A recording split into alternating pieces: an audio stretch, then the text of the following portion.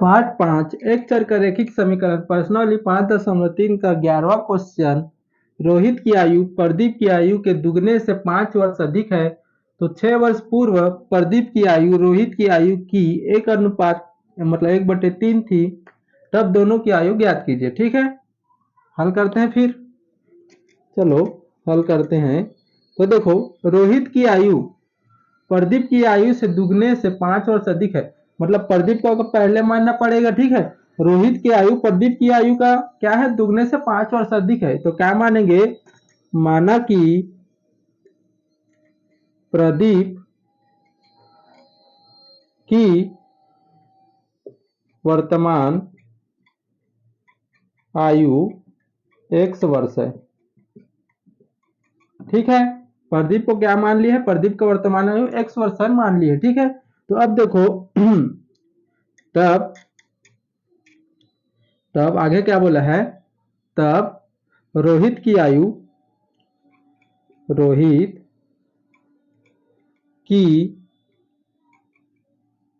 क्या हो जाएगा। देखो इसमें लिखा है रोहित की आयु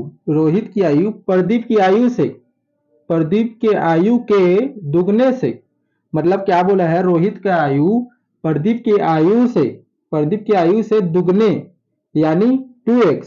ठीक है, 2x दुगने से 5 अधिक है, 5 वर्ष अधिक है, मतलब 5 प्लस है बोला है। बस यही क्या करना है हमें, यही क्या करना था, यही करना था। ठीक है, यही मतलब कहने का मतलब यह क्या था, 2x + 5 था। ठीक है, इसने बोला है प्रदीप की आयु के दुगने से 2x हो गया, दुगने यानी से 5 वर्ष अधिक है। ठीक है, इतना समझ गया, रोहित की आयु का मान ये है। ठीक है, तो आगे देखो, अब हल करते हैं।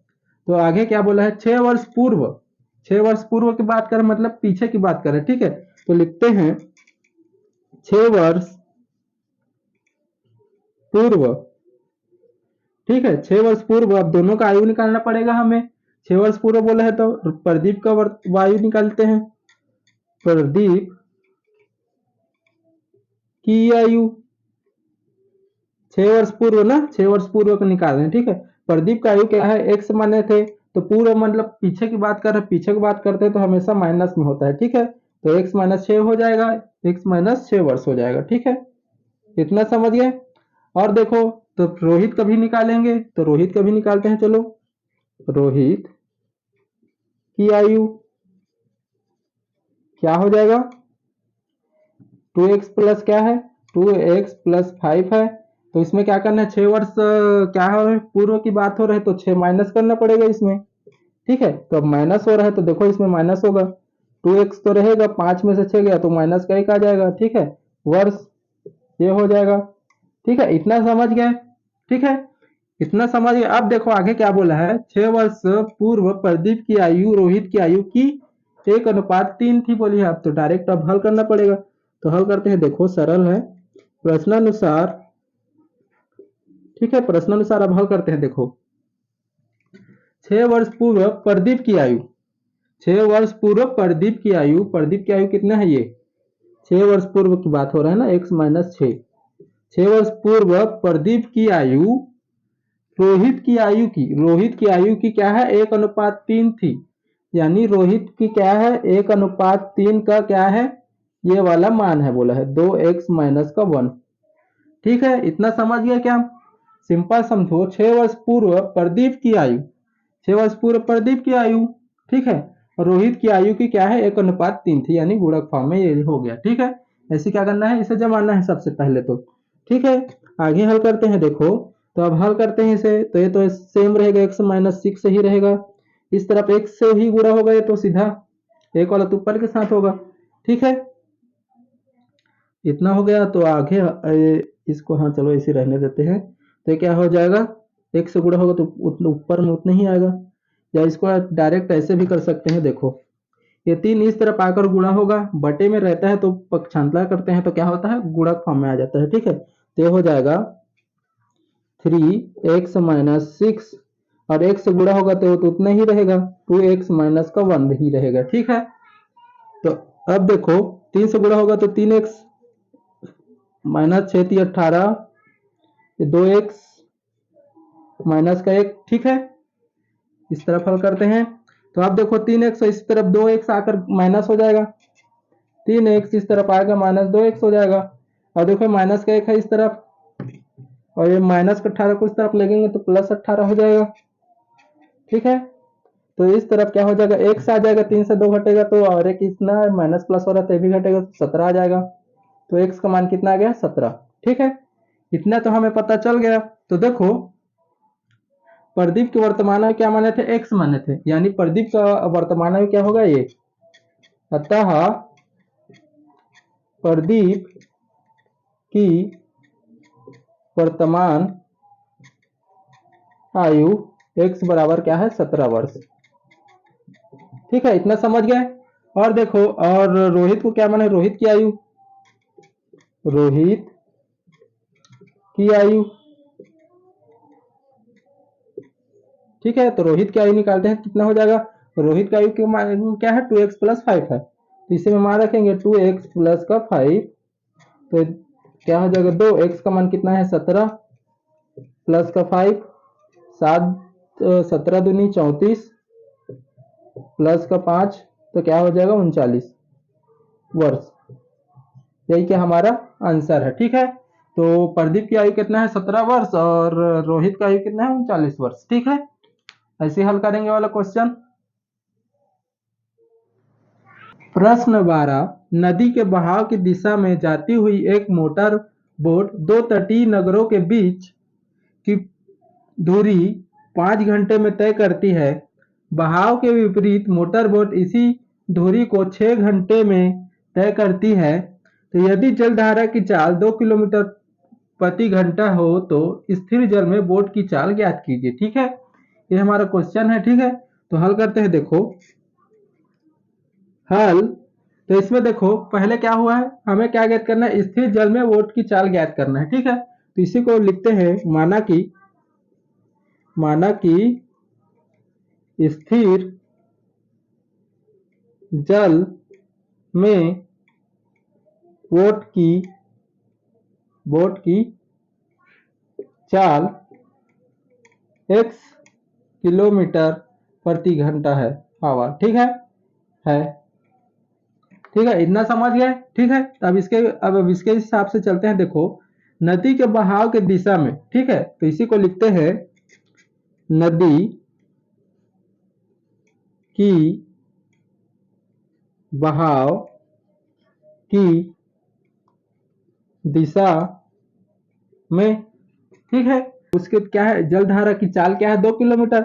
अब नदी के बहाव के दिशा में ही आगे बढ़ते जाते हैं। देखो अब नदी बह रही है तो इसमें क्या होता है, नदी के साथ साथ वो चल रहा है तो क्या होगा, उसको आसानी होगा, जल्दी पहुंचेगा। ठीक है, तो इसी में देखो जलधारा की चाल क्या है, 2 किलोमीटर है, तो क्या हो रहा है, तो x प्लस क्या हो जाएगा, 2, जल्दी पहुंच जाएगा। ठीक है, उसको क्या करना पड़ेगा, मेहनत करना नहीं पड़ेगा, और नदी के साथ साथ बहते चला जाएगा। ठीक है, इसीलिए क्या लिखे हैं, नदी के बहाव के दिशा में जाती हुई एक मोटर बोट दो तटीय नगरों के बीच की दूरी 5 घंटे में तय करती है। ठीक है, तो नदी के साथ साथ बहेगी तो क्या होगा, प्लस होगा। ठीक है, मेहनत करना नहीं पड़ेगा। और जैसे नदी के विपरीत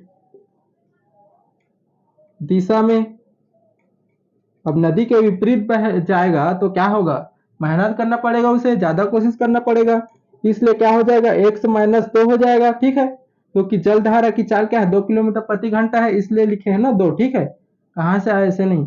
ठीक है, नदी की जलधारा की चाल क्या है, मतलब उसका जो स्पीड है उसका क्या है, 2 किलोमीटर प्रति घंटा है। ठीक है, इतना समझ गए। नदी के बहाव के साथ जाएगा तो प्लस वाला आएगा, और नदी के विपरीत जाएगा तो माइनस में आएगा। ठीक है, इतना समझ गए। तो आगे क्या बोला है, तो एक मोटर बोट दो तटीय नगरों के बीच की दूरी 5 घंटे में तय करती है। ठीक है, तो अब देखें आगे करते हैं, तो लिखते हैं, नदी की बहाव की दिशा में बोट द्वारा तय की गई धुरी क्या हो जाएगा, क्या होता है मान, धुरी बराबर क्या होता है, चाल गुणित समय होता है। ठीक है। अब मान रखना पड़ेगा हमें। देखो नदी के बहाव के दिशा में ही बोट द्वारा तय की गई दूरी कितना होगा उसी को निकालते हैं। तो दूरी क्या है हमारा, तो देखो इस तरफ करते हैं। तो दूरी क्या है हमारा, देखो नदी के बहाव के दिशा में क्या है, यही क्या है उसका चाल है, बह रहा है साथ में, ठीक है। तो चाल क्या है उसका, एक्स एक्स प्लस 2। और समय कितना लगता है, देखो एक मोटर बोट दो तटीय नगरों के बीच की दूरी 5 घंटे में तय करती है। ये सीधा नदी के बहाव की दिशा में जाती है, उसको क्या लगता है, 5 घंटे का समय लगता है, ठीक है। इसलिए समय क्या हो जाएगा, 5 घंटा हो जाएगा।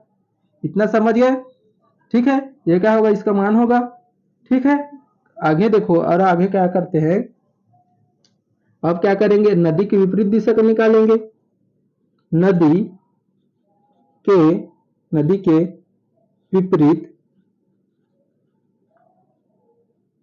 विपरीत दिशा में बोट द्वारा तय की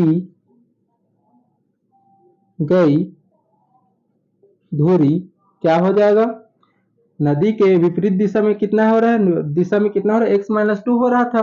तो x माइनस, तो इच होगा चाल गुणित समय ही होगा, चाल गुणित समय, ठीक है। तो क्या हो जाएगा, चाल इसका क्या हो जाएगा, विपरीत दिशा में जा रहे तो इसका चाल क्या है, x-2 है, ठीक है। तो x-2 और समय क्या लग रहा है, आगे देखो, आगे में लिखा है बहाव के विपरीत मोटर बोट इस दूरी को 6 घंटे में पूरा करता है।